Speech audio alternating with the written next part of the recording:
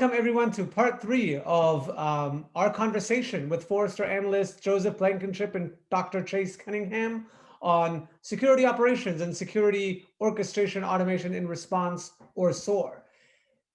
Gentlemen, in this segment, what I'd like to do is, have a little more of a rubber hit the road type conversation and really examine how automation and orchestration can help in a ransomware scenario, right? I mean, we chose ransomware because it was, is, and I think it's a safe prediction to say will continue to be one of the more successful attacks out there that continue to cause some serious damage to organizations of all sizes.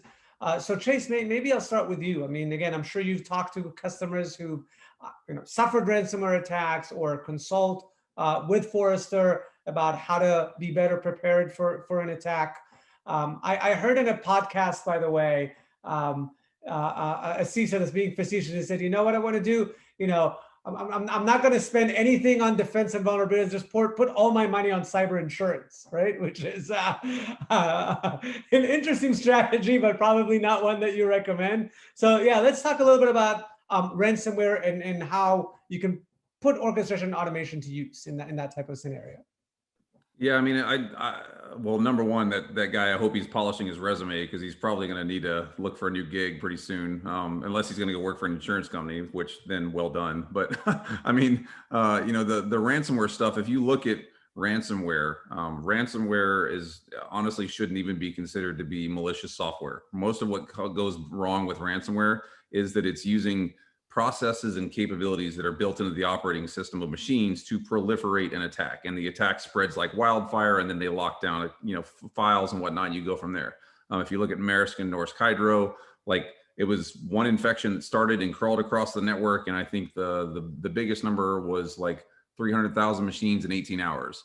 So the problem is not that you have a way to necessarily negate that infection, because it's native, it's part of the operating system, and it's probably going to happen. It's almost like cancer within a human body. It's just a malignant sort of cell that goes rogue and then spreads. If you don't have a capability to fix the physics of that problem at scale, then you will get your lunch eaten, because when ransomware infects, it doesn't infect one machine. It infects one machine, just like cancer or something else, or wildfire, and just spreads. And then you're left with a giant brick of a network, which is the problem. The ability to have a capability to isolate, manage, maintain, and control stuff at scale is where the difference lies. You want to be able to put that fire out by putting fire lines across things and then deal with it. It's impossible to try and prevent and think you'll ever be 100% perfect on prevention. This is about response at scale. The only way to do that is with operational capability that works at scale.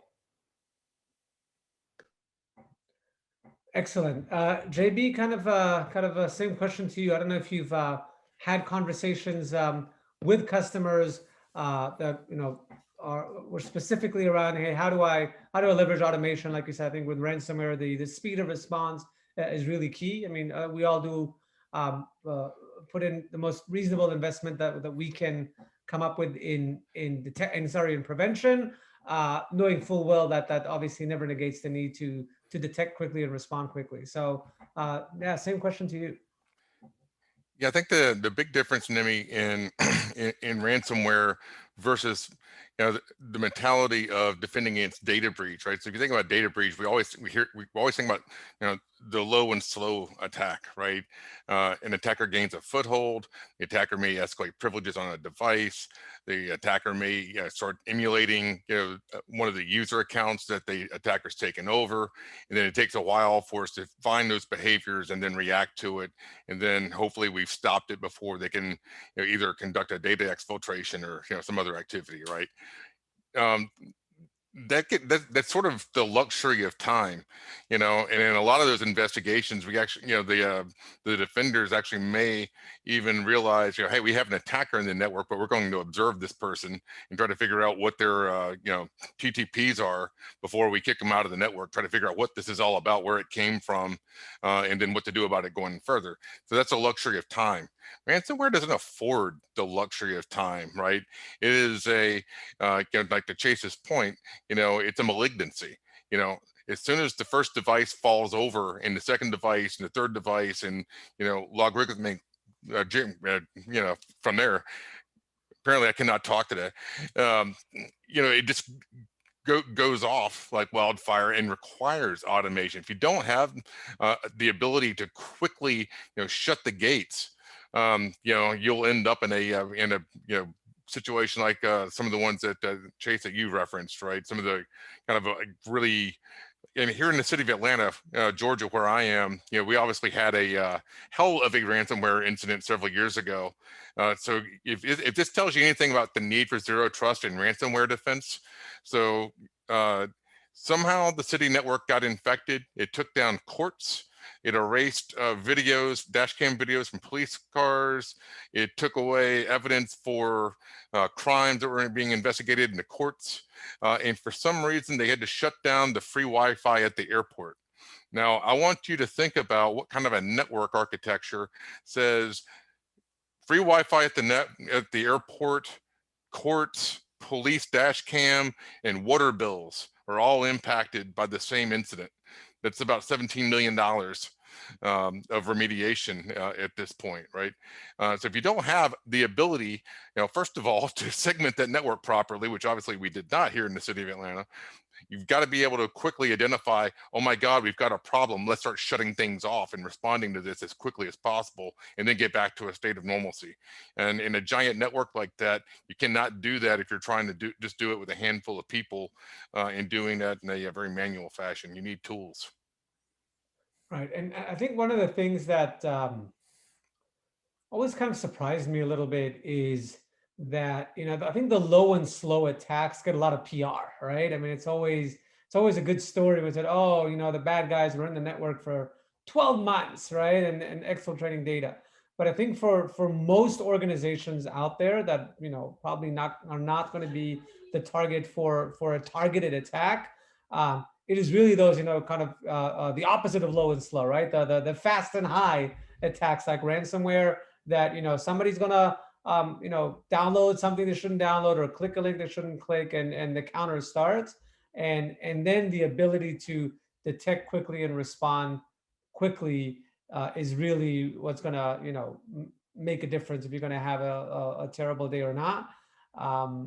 And we see, by the way, at Simplify, we have packaged use cases, right? What we've done over the years of working with companies is say, okay, here's the things that every new customer built a playbook for this. So we kind of package it up with a use case that you can deploy, you can tweak if you need to.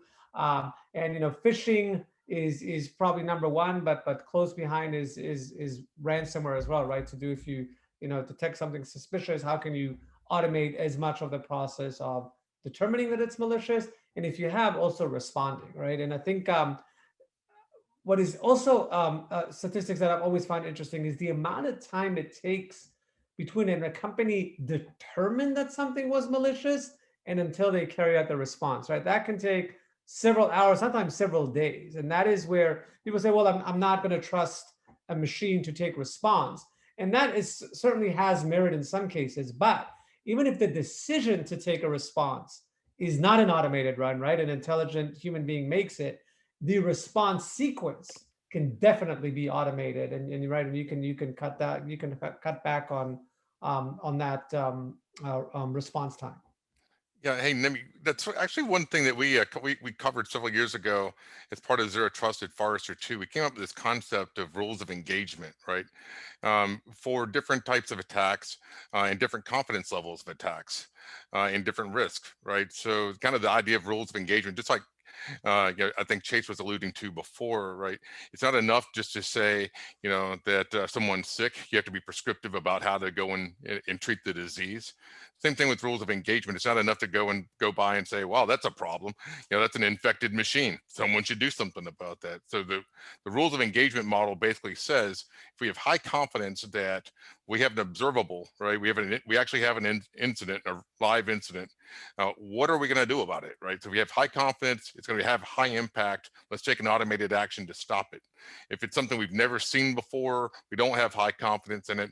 Let's give that to an analyst so the analyst can quickly figure out what's going on, learn from it, and then, and then stop it. So I think it's really important that you kind of establish what those rules of engagements are. And for ransomware is one of those where you really don't have time to mess around. You're much better taking the wrong action and stopping something than waiting to see what's going to happen. And letting like a infection take its course. Sure. Chase, maybe I'll let you close it out with any additional thoughts here. Well, I mean, I think the only useful thing I might add is that it shouldn't be one of these things where people rely on the legacy approach of I've got antivirus software running, so therefore I must be protected. It's kind of proven that it's not really a good way to approach the problem. I mean, you can run around in a battlefield with a bulletproof vest on. If you catch one in the head, it's a problem.